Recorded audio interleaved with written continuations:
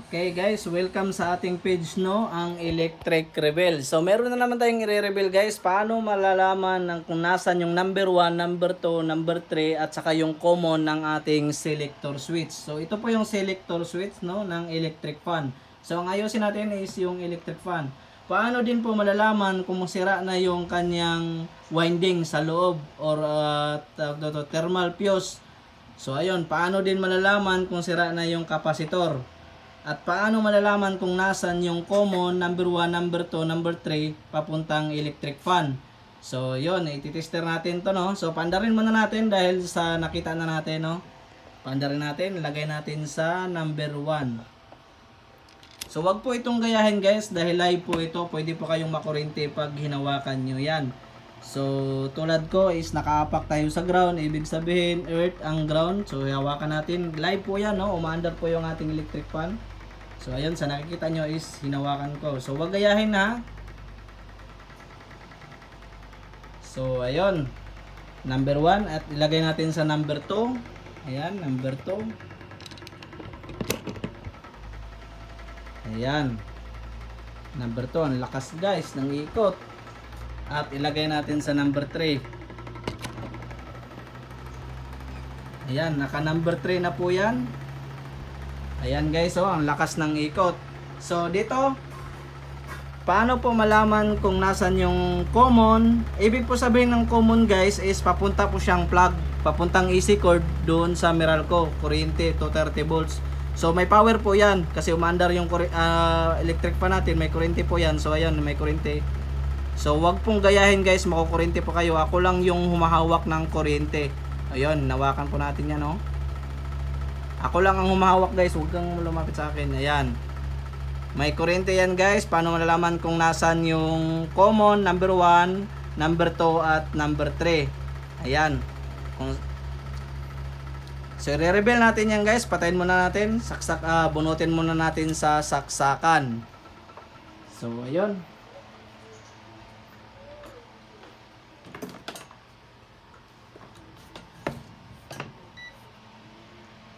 Tanggalin muna natin.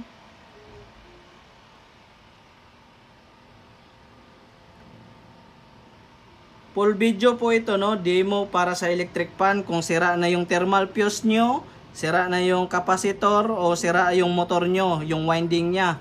So dito natin full video to kung paano po malaman ninyo. So kung kaya namang ayusin, tayo lang po ang mag-ayos. So ganito lang po yan no, kung paano malaman kung nasan yung common. Kailangan meron tayong multitester. So ulitin ko, ang dapat po ng multitester ang gagamitin natin is yung analog multitester po no. So wala po tayo noon, ito lang gagamitin natin, digital multitester.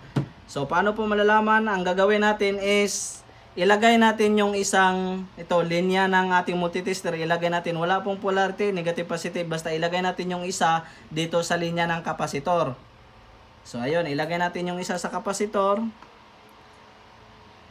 Tapos yung isa ilagay natin dito sa lahat. Kung magkakaroon siya ng continuity, ibig sabihin yun yung common niya. Hanapin natin guys kung nasan yung common. Ilagay natin sa kulay red, walang continuity. Ilagay natin sa kulay itim, walang continuity. Sa white, wala.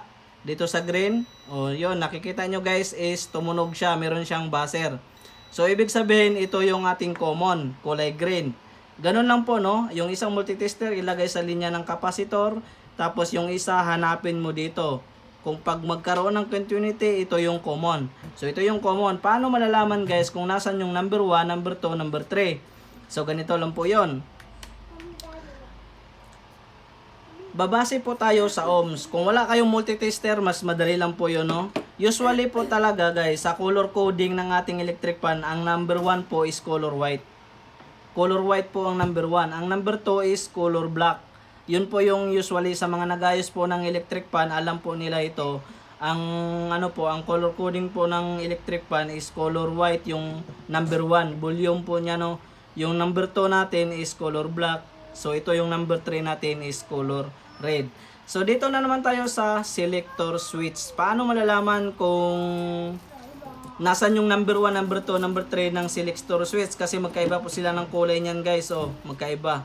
So ito po, galing po to sa ibang electric fan na hindi po siya rito. Bali, kinuha lang no, dinikit dito, dinala sa atin para ayusin. So ito yung dinala sa atin. So paano po malaman guys? Ganito lang yan. Kukunin nyo yung easy cord, yung plug nya. Ayan, ilagay nyo dyan. Ganito po ang paglagay guys. Tapos hahanapin mo dito sa isa. Ayan. So ibig sabihin tumunog siya. Huwag nyo kalimutan ilagay nyo muna sa 0 yung selector switch. Hanapin mo dito. Nagkaroon siya ng continuity. Ibig sabihin guys, ito yung common natin. Okay? Ito yung papunta rito. Kasi connected siya rito. Ibig sabihin, hindi siya dumaan dito sa selector switch. So ayun, nakikita nyo, direkta siya papuntang easy cord. Hindi siya dumaan dito sa switch guys. So ibig sabihin, ito yung ating common. Try natin tong red. Try natin sa red.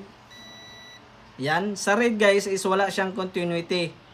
Dahil sa switch po ito, sa selector switch po ito. Dito tayo sa dilaw. Ayan. Wala po siyang continuity. Sa gray, walang continuity. So ibig sabihin, ang common natin is color white. So ayun, nahanap na natin yung nahanap na natin itong common natin. Hanapin naman natin kung nasan yung number 1, number 2, number 3 dito. Dahil dito po guys sa selector switch wala pong nakasulat kung nasan yung number 1, number 2, number 3. Ayan, nakikita nyo po. Kaya hindi natin alam kung nasan yung number 3, number 2, number 1 dyan. Hanapin natin kung paano po maghanap. Ituturo ko po sa inyo. Ganon din ang gagawin natin. Naka-steady lang to dito. Okay? Then yung isang ating terminal papuntang multitester, ilagay natin sa bawat isa. Kung nasan yung tutunog, ang itong selector switch ilagay natin sa number 1. Ayan. Ilagay natin sa number 1, then hanapin natin dito guys. Kasi magkakaroon siya ng continuity pag nahanap niya yung number 1. Ayun, hindi tumunog. Dito naman tayo sa gray. Hindi tumunog. Nga pala guys, ang itong common natin, tutunog talaga yan kahit naka number 1, number 2, number 3, tutunog talaga siya kasi common siya. Ilagay natin sa red. Ayun, hindi tumunog. Sa dilaw, hindi tumunog.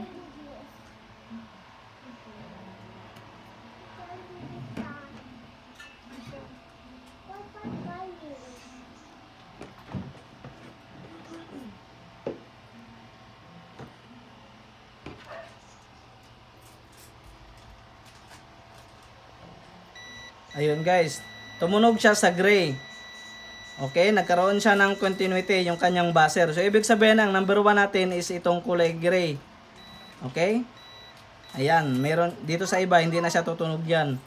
Saka tutunog siya dito sa kanyang common. Kasi makikita, paliwanag ko yan mamaya kung bakit tutunog yung common. Ayan, tumunog din yung common, tumunog yung ating number 1. So hanapin naman natin kung nasan yung number 2. Ilagay natin yung switch sa number 2. Ganun lang guys, para pa mahanap po natin kung nasan yung ayun, ibig sabihin ang number 2 natin is color red. Ayan. Tapos tutunog din siya ulit sa common. Kasi ang common papunta po yung easy cord. Ito, papunta po siya rito. Hindi po siya dumaan sa switch kaya tutunog po talaga siya. So ayun, ang number 1 natin is gray, yung number 2 natin is red. So hanapin natin. So ibig sabihin itong number 3 is kulay dilaw. Ilagay natin yung switch sa number 3. Ayan. Ilagay natin ang switch sa number 3. Then, natin yung dilaw. So, ayun, tumunog. Nagkaroon siya ng continuity. So, ibig sabihin guys, ang ating number 3 is yung dilaw. So, ganun lang po, no? Kung paano po malaman dito sa selector switch kung nasan yung common number 1, number 2, number 3. At nasan yung common number 1, number 2, number 3 papuntang electric fan. At paano po ba malalaman kung sira na yung winding nito or sira na yung motor ng ating electric fan? Ganito lang po yan. Ang mas maganda pong gamitin is gagamitin natin yung analog multitester. So ayun, ilagay natin dito. Pag wala pong reading guys, ibig sabihin sira na po yung motor natin or sira na yung thermal fuse. So na-vlog ko na po no kung paano magpalit ng thermal fuse wag po nating iba-bypass kasi yung pag-bypass po is ano po, delikado po 'yun, no. Hindi po siya pwedeng gamitin na 24 oras yung ating electric fan pag naka ano lang po, no. Pag naka-direct lang po, kailangan po siyang lagyan ng thermal fuse. Pag sira na yung thermal fuse ng ating motor ng ating electric fan is palitan po natin, wag po natin idirekta. So meron na po tayong vlog niyan kung paano po magpalit ng thermal fuse. Panoorin na lang sa ating bio, no, sa ating Facebook page. So ayun, ulitin ko, kailangan mayroon siyang reading para malaman natin. Ayun, nagkaroon siya ng reading guys ng ating multitester. So ibig sabihin okay yung ating motor at saka okay yung kanyang thermal fuse. So yun lang at maraming salamat. Thank you.